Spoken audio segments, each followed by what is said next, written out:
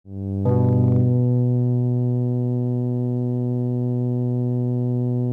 دن تھا 29 اپریل 1929۔ لاہور کے مشہور اردو بازار کی ایک چھوٹی سی دکان میں ایک نوجوان داخل ہوا اور دکاندار کو للکارتے ہوئے بولا، اپنے جرم کی معافی مانگ لو اور اس دل آزار کتاب کو تلف کر دو اور آئندہ کے لیے ان حرکات سے باز رہو۔ مگر دکاندار نے اس کی بات کو نظر انداز کر دیا۔ اس پر وہ نوجوان آگے بڑھا اور خنجر کے ایک ہی وار سے دکاندار کا کام تمام کر دیا۔ دکان پر موجود ایک ملازم نے قریبی پولیس اسٹیشن کو خبر دی، جس پر پولیس اسٹیشن نے اس نوجوان کو گرفتار کر لیا۔ حیران کن بات یہ تھی کہ محض 21 برس کا یہ نوجوان اس واقعے کے بعد نہ صرف بالکل پرسکون رہا، بلکہ اس نے فرار ہونے کی بھی کوئی کوشش نہ کی۔ اس نے فخر کے ساتھ اس کارروائی کا اعتراف کیا اور گرفتاری پیش کر دی۔ 3 دسمبر 1908 کو لاہور کے محلہ سرفروشہ میں پیدا ہونے والا یہ نوجوان تھا غازی علم دین، اور جہنم واصل ہونے والے پبلشر کا نام تھا راج گوپال اچاریہ، جسے اب راج پال کے نام سے جانا جاتا ہے۔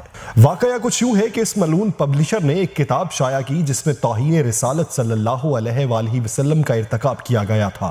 اس کتاب کی اشاعت سے بر صغیر کے مسلمانوں کے جذبات شدید مجروح ہوئے اور غم و غصے کی ایک لہر چل پڑی۔ جلتی پر تیل اس وقت کی انگریز سرکار نے ڈالا۔ جب یہ پبلشر توہین مذہب کے مقدمے میں ہائی کورٹ سے بری ہوا تو مسلمانوں نے احتجاج کرنا شروع کر دیا۔ اس پر انگریز سرکار نے دفعہ 144 نافذ کر کے کئی مسلم رہنماؤں کو گرفتار کر لیا۔ نتیجہ یہ نکلا کہ مسلمانوں نے خود اس بدبخت کو ٹھکانے لگانے کا فیصلہ کر لیا۔ اس سلسلے میں سب سے پہلے لاہور کے غازی خدا بخش نے 24 ستمبر 1928 کو اس گستاخ کو اس کی دکان پر ہی نشانہ بنایا، تاہم یہ بھاگ کر اپنی جان بچانے میں کامیاب ہو گیا۔ غازی خدا بخش کو گرفتاری کے بعد 7 سال قید کی سزا سنائی گئی۔ اس کے بعد افغانستان سے غازی عبدالعزیز لاہور آ کر اس شاطم رسول کی دکان پر پہنچا، مگر یہ بدبخت دکان میں موجود نہیں تھا۔ اس کی جگہ اس کا دوست سوامی ستیانند موجود تھا۔ غازی عبدالعزیز نے غلط فہمی میں اس کو راج پال سمجھ کر اس پر حملہ کر دیا۔ ستیانند مارا گیا اور غازی عبدالعزیز کو 14 سال قید کی سزا ہو گئی، مگر راج پال ایک مرتبہ پھر بچ نکلا۔ وہ ان حملوں کے بعد نہایت خوفزدہ رہنے لگا تھا۔ اس کی درخواست پر حکومت نے 2 ہندو سپاہیوں اور ایک سکھ حوالدار کو اس کی حفاظت پر متعین کر دیا۔ وہ کچھ عرصہ کے لیے لاہور چھوڑ کر کاشی، ہردوارہ اور متھرا چلا گیا، مگر چند ماہ بعد ہی واپس آ گیا اور دوبارہ اپنا کاروبار شروع کر دیا۔ اور پھر ایک دن وہ واقعہ پیش آیا جس کا ذکر ہم نے شروع میں کیا تھا، یعنی غازی علم دین کے ہاتھوں شاطم راج پال کا قتل اور غازی کی گرفتاری۔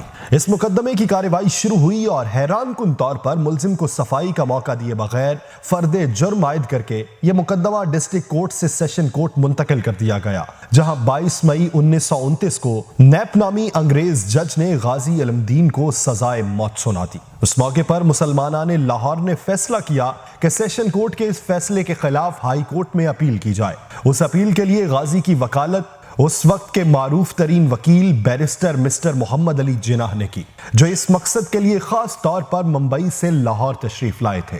مگر جب 15 جولائی 1929 کو لاہور ہائی کورٹ نے فیصلہ سنایا تو غازی کے سوا ہر شخص حیران و پریشان تھا، کیونکہ ہائی کورٹ نے بھی سیشن کورٹ کی سزا کو بحال رکھا اور غازی کی اپیل خارج کر دی گئی۔ غازی علم دین کو جب جیل میں اپیل مسترد ہونے کی اطلاع دی گئی تو انہوں نے مسکرا کر کہا، شکر الحمدللہ، میں یہی چاہتا تھا۔ بزدلوں کی طرح قیدی بن کر جیل میں سڑنے کی بجائے تختہ دار پر چڑھ کر ناموس رسالت صلی اللہ علیہ وآلہ وسلم پر اپنی جان فدا کرنا معجب ہزار ابدی سکون و راحت ہے۔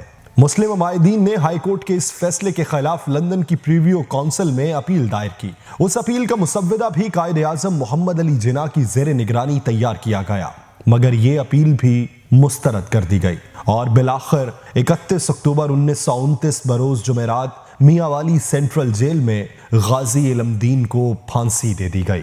شہادت سے قبل غازی نے اپنے رشتہ داروں کو جو وصیت کی وہ نہایت قابل غور ہے۔ غازی نے کہا، میرے تختہ دار پر چڑھ جانے سے وہ بخشے نہیں جائیں گے، بلکہ ہر ایک اپنے اعمال کے مطابق جزا اور سزا کا حقدار ہوگا، تو وہ نماز نہ چھوڑیں، زکوٰۃ برابر ادا کریں اور شرائع محمدی پر قائم رہے۔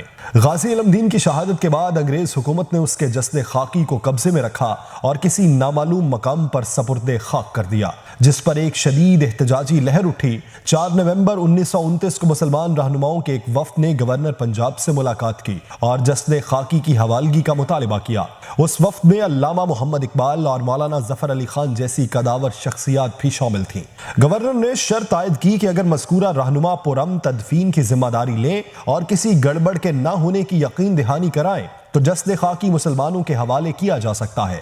वफ्द ने यह शर्त मंजूर कर ली। 13 नवंबर 1929 को मुसलमानों का एक वफ्द सैयद मरातब अली शार मजिस्ट्रेट मिर्जा मेहदी हसन की क़यादत में मियांवाली रवाना हुआ और दूसरे रोज जस्द खाकी को वसूल कर लिया गया। मौके पर मौजूद लोगों का बयान है कि 2 हफ्ते गुजर जाने के बावजूद भी जस्द खाकी में जरा भी ताफुन नहीं था और शहीद का बदन बिल्कुल सही और सालिम था। महकमा रेलवे ने यह जस्द खाकी 15 नवंबर 1929 को लाहौर छावनी में अल्लामा मोहम्मद इकबाल और सर मोहम्मद शफी के हवाले किया। गाजी अलमदीन शहीद का जनाजा आज भी लाहौर की तारीख का सबसे बड़ा जनाजा कहलाता है, क्योंकि जनाजे का जुलूस तकरीबन 5.5 मील लंबा था। नमाज जनाजा यूनिवर्सिटी ग्राउंड में अदा की गई, जिसमें कमो बेश 6 लाख उशाके रसूल ने शिरकत की। तदफीन के इंतजामात की सरपरस्ती मौलाना जफर अली खान, अल्लामा मोहम्मद इकबाल और सैयद दीदार अली शाह ने की, जबकि संदूक व बांस का एहतमाम डॉक्टर मोहम्मद दीन तासीर ने किया था। मौलाना दीदार अली शाह और अल्लामा इकबाल ने शहीद को अपने हाथों से लहद में उतारा। उस मौके पर अल्लामा इकबाल ने पंजाबी जुबान में कहा, असी गल्लां कर दे रह गए, तरखाना दा मुंडा बाजी ले गया। ये अलग बात कि मोहम्मद दीन तासीर के बेटे सलमान तासीर को एक और गाजी ने नामूसे रिसालत के इल्जाम में कत्ल कर दिया था। आज लाहौर में बहावलपुर रोड के किनारे मियानी साहब कब्रिस्तान में एक नुमाया मकाम पर गाजी अलमदीन की आखिरी आरामगाह मौजूद है, जहां लौहे मजार पर लिखा है,